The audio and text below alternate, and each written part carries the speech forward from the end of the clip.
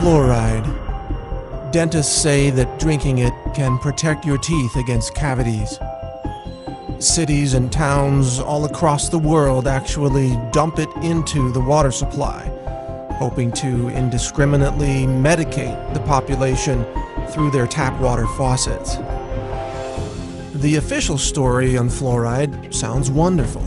Drink the stuff and you won't get cavities, we're told. It's a nice story. But there's another side to this story, the side you're never told. And it starts with the astonishing but verifiable fact that nearly all the fluoride dripped into municipal water supplies isn't naturally occurring fluoride at all. In fact, it's actually a combination of hexafluorosilicic acid and sodium silicofluoride. These two chemicals are considered highly toxic by the EPA. They're actually classified as hazardous waste, and when packaged for transportation, they must be labeled as poison and handled by workers wearing industrial safety gear. So, what are hexafluorosilicic acid and sodium silicofluoride, and where do they come from? That's the part of this story that you probably won't believe. That is, not until you check it out for yourself.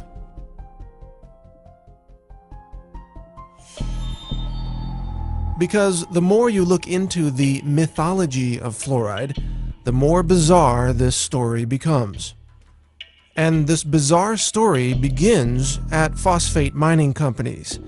Phosphate is an important mineral used in fertilizers. It's mined from natural rock deposits scattered across the world, and the phosphate rock is then refined to produce phosphoric acid. If that name sounds familiar, that's because it's one of the main ingredients in carbonated sodas, such as Coke and Pepsi. Phosphoric acid is often compared to battery acid. It's a highly acidic liquid that is believed to be the primary reason why drinking sodas can result in kidney stones and a loss of bone mineral density. Phosphate rock is also used to create fertilizers. The problem is phosphate is often contaminated with high levels of fluoride, as much as 40,000 parts per million, or up to 4% of the raw ore. To remove the fluoride, sulfuric acid is added to a wet slurry of phosphate and water. This causes the fluoride to vaporize, creating highly toxic gaseous compounds such as hydrogen fluoride and silicon tetrafluoride. These toxic fluoride chemicals used to be released directly from the smokestacks of phosphate mining operations, but the nearby farms suffered devastating losses of cattle and food crops, which withered away and died due to, guess what?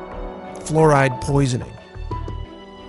In order to stop this environmental destruction, the phosphate mining industry put in place a way to capture the toxic fluoride chemical vapors so that they wouldn't be released into the air and kill the surrounding livestock and vegetation. This was accomplished by installing wet scrubbers that captured the toxic fluoride chemicals, preventing them from being released into the environment and killing the plant and animal life living nearby. It is from these wet scrubbers that toxic fluoride chemicals are now harvested. They're collected, repackaged, shipped to your local city, and then dumped into the municipal water supply. So instead of these toxic fluoride chemicals being released by the phosphate mining smokestacks, they are instead captured and then released into the water supply of large cities, where the chemicals then contaminate the water of millions of people at a time.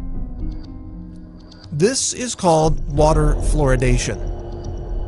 When dentists and doctors say they support fluoride in the water supply, what they're really saying is that they support the mass poisoning of the population with a highly toxic hazardous waste product that, if it weren't dripped into the water supply, it would have to be disposed of as a highly toxic hazardous waste under strict EPA regulations. Curiously, it is a violation of federal law to dump hexafluorosilicic acid or sodium silicofluoride into the water. Such an act, in fact, is considered an act of terrorism. Yet it is mysteriously allowed today as long as it is accompanied by a loosely justified claim that we're doing this to stop cavities.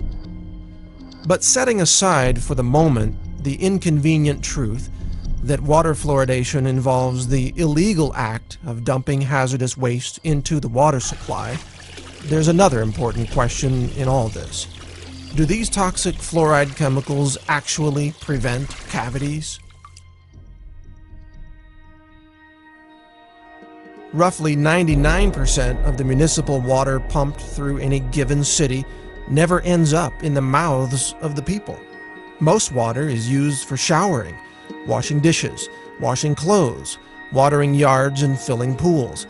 Almost none of the fluoride dripped into the water supply comes into contact with human teeth. It does, however, end up downstream, where it contaminates rivers, streams, and ultimately the oceans of our world. In this way, water fluoridation policies have become a convenient loophole through which the phosphate mining industry can dump its toxic waste byproducts into the environment without adhering to any EPA regulations whatsoever. Phosphate mining companies even turn a profit by selling their hazardous waste to cities, then labeling it fluoride, even though this name is scientifically inaccurate. All this raises an obvious question. If fluoride kills cows and crops and fish and is considered a hazardous waste chemical by the EPA, then how could it be healthy to ingest? And why don't doctors and dentists, even though they openly recommend fluoride, sometimes with irrational exuberance, know where fluoride really comes from? If dentists knew fluoride was derived from the chemical waste of the phosphate mining industry, would they still recommend that we consume it? The truth about fluoride is a lot like the truth about Enron or Goldman Sachs or every other shocking revelation that nobody believed until it suddenly became obvious that we were all being fooled for so long. Fluoride is a clever scheme where a hazardous waste chemical is dumped into the environment by passing it through the bodies of people first. We, the people, have become the toxic waste dump site of the phosphate mining industry, and chances are your local dentist fully supports this entire process. Over the last several decades, an astonishing 24 studies have established a statistical link between fluoride exposure and low IQs in children. One study conducted by the Center for Endemic Disease Control in China found that each additional milligram of fluoride detected in every liter of a child's urine was associated with a 0.59 point decrease in their IQ score. Another study found that fluoride exposure slashed the number of children achieving high IQs by more than 70%. It shouldn't be surprising, of course, to learn that consuming a hazardous chemical might impair brain function. Water fluoridation, it turns out, may be the root cause of the alarming drop in academic aptitude among children in first world nations. Historically speaking, the mathematics that were taught to 8th graders in the 1950s are now college-level courses in 2011. Maybe the reason why Johnny can't read or spell is because Johnny's been drinking too much fluoride. So I have 3 bits of advice for you. First, for your dental needs, always seek out a holistic dentist who understands the toxicity of fluoride and mercury. They will advise you not to drink toxic fluoride chemicals from your tap water. Secondly, don't drink unfiltered tap water. In addition to the toxic fluoride chemicals, tap water is also usually contaminated with chlorine and even dangerous elements from old water pipes. Buy a good countertop water filter from a company like Aquasana, or get a whole house filter to remove chlorine and fluoride from the water entering your home. Thirdly, help fight water fluoridation in your local city or town. If your city is like most cities, water fluoridation policies have been pushed by dentists and doctors who are technically ignorant of the origins and composition of fluoride, and yet they seek to assert power over the composition of your local water supply. They essentially attempt to mass medicate the entire population with what can only be called a drug, a biologically active chemical that they claim can prevent a health condition. And yet, has this drug called fluoride ever received FDA approval as a drug? Have the individual members of the population been individually assessed for their need for such a drug? Have medication doses and drug interactions been considered? Has anyone even been written a prescription for this drug? The answer is no.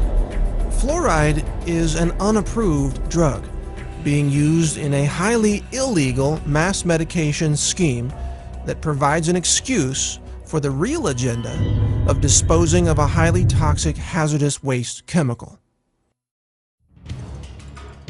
It's time to stop fluoride. Demand an end to fluoridation in your local cities and towns. Call for those who purchase and handle fluoride to stop what they're doing. Question the safety of these toxic chemicals being dripped into the water supply. These are actions that endanger the public. They could be called acts of terrorism.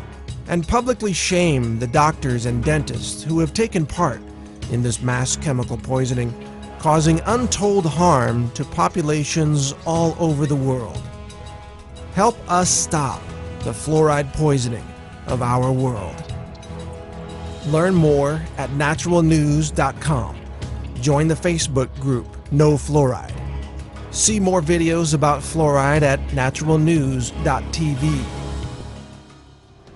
Visit fluoridealert.org and other anti-fluoride websites that are working to end the fluoride poisoning.